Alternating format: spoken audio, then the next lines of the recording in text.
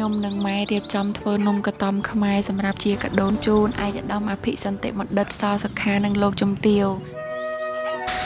យាយតាខ្ញុំផ្ដាំថាបើសិនជាមានអ្នកណាមកលេងផ្ទះត្រូវត្រៀមម្ហូបបាយទឹកទទួលភ្ញៀវបើសិនគាត់មកចូលលេងតែមកផ្លែទេកុំភ្លេចមានរបស់ធ្វើទៅនាប់ដៃទៅវិញកាលមុនចង់ធ្វើអីធ្វើព្រឹបតែឥឡូវសំបីតែលេងសណ្ដាយក៏ចាស់អត់ឲ្យលេងដែរគាត់មានតំណមអញ្ចឹងពេលការងារអីចង់ធ្វើត្រូវម៉ែធ្វើច្រើនជាងនេះខ្ញុំនិងម៉ែរៀបចំធ្វើនំកតំខ្មែរសម្រាប់ខ្ចប់ជាកាដូជូនភ្ញៀវពិសេស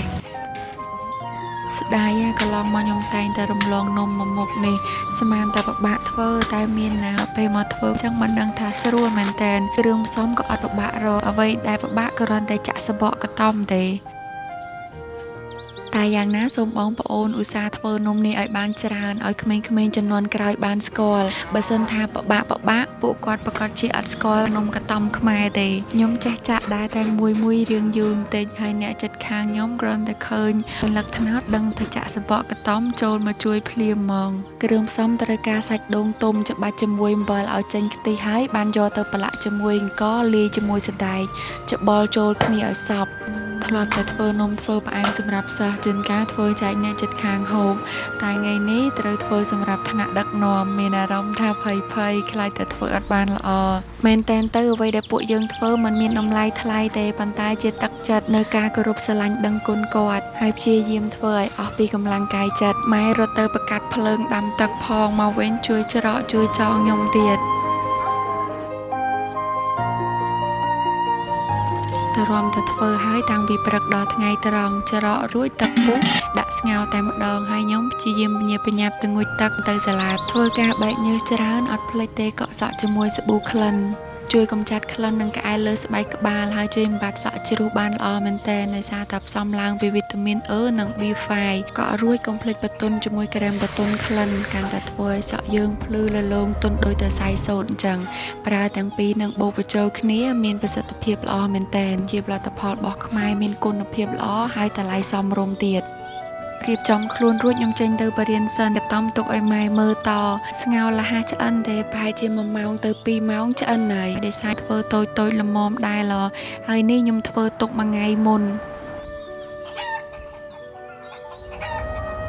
នំកតំត្រូវខ្នួចគ្នាជាមួយនឹងស្ករផែនខ្ញុំអារម្មណ៍ដែរព្រោះខែនេះកម្រមានអ្នកធ្វើស្ករផែនលក់មេឃភ្លៀងរហូតអញ្ចឹងស្ករផែនធ្វើអត់រឹងល្អវល់អ៊ំអ្នកឡើងថ្នោតឲ្យគាត់ជួយចាក់ឲ្យតាំងពី2ថ្ងៃមុន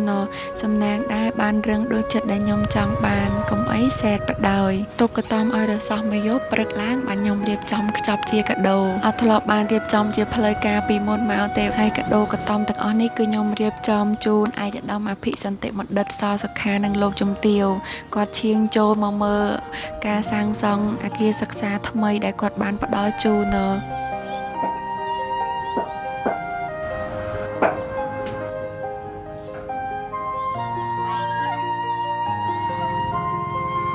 ក្រៅពីកត្រកកតំក៏មានទឹកឃ្មុំប្រៃផ្ញើលោកជំទាវដែរអត់មានអីច្រើនទេមានតែព្យាយាមរកធ្វើមិនឲ្យបានតាមលទ្ធភាពដែលខ្លួនឯងអាចទៅរួចដើម្បីបញ្ជាក់ពីក្តីស្រឡាញ់ការដឹងគុណនិងថ្លែងអំណរគុណដល់គាត់និងក្រុមគ្រួសារ